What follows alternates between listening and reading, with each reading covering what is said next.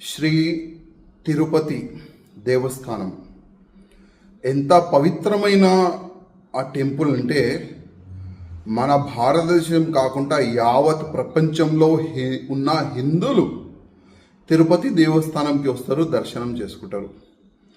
కానీ లడ్డూలో ఈ పందులు కానీ వేరే వేరే జంతువులు మొత్తం నెయ్యి కలిపినారు. ఆ మాట విని చాలామంది బాధపడుతున్నారు. అసలు ఎంత పాపిష్టుడు కూడా ఈ ప్రపంచంలో ఉంటారా అని ఒక చర్చ నడుస్తుంది.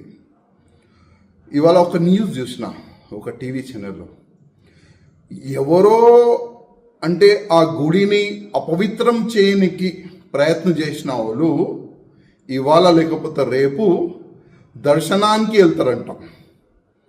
అంటే ఎంత మీరు ఘోర పాపం చేసిన తర్వాత కొద్దిగైనా మీకు సిగ్గులేదా?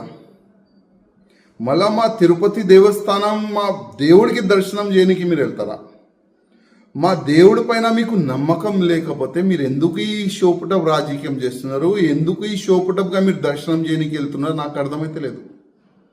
ఇవాళ మొత్తం మన తెలుగు సమాజం మీకు తిడుతున్నారు, మీరు దొరికితే చంపేస్తారు. అంత కోపం హిందూ సమాజంలో ఉంది. ఇవాళ పవన్ కళ్యాణ్ గారు ఒక మంచి మాట అన్నారు, ఒక చట్టం తీసుకొని రావాలని, ఒక హిందూ బోర్డు తీసుకొని రావాలని వాళ్ళు ఒక మాట పెట్టినారు. మేము ఎన్నో సంవత్సరాల నుంచి ఆ మాటని మేము రేజ్ చేస్తున్నాం.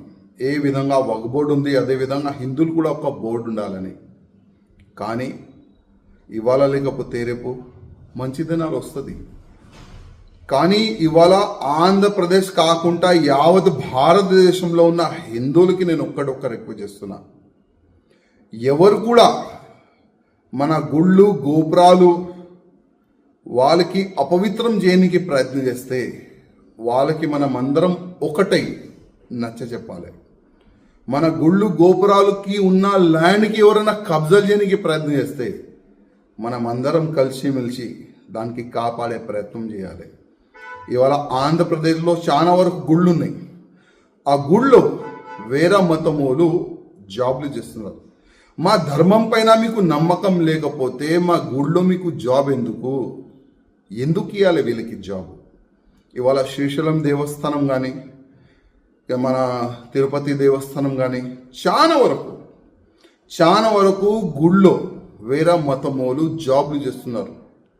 నేను ప్రత్యేకంగా చంద్రబాబు నాయుడు గారికి గతంలో కూడా ఒక లేఖ రాసిన, ఇవాళ కూడా నేను మా చంద్రబాబు నాయుడు గారికి రిక్వెస్ట్ చేస్తున్నా, మీరు దీనికి ఒక టాస్క్ ఫోర్స్ తయారు చేయండి, ఒక యాక్షన్ టీమ్ తయారు చేయండి. ఎవరైనా వేరే మతమోలు పేరు మార్చి గుళ్ళు గోపురాల దగ్గర అక్కడిక్కడ జాబ్లు చేస్తే వాళ్ళకి ఇమ్మీడియట్గా తీసేలాగా, వాళ్ళకి ఐడెంటిఫై చేసేలాగా ఒక టీంని ఏర్పాటు చేయాలని నేను ఆంధ్రప్రదేశ్ ముఖ్యమంత్రి గారికి రిక్వెస్ట్ చేస్తున్నా.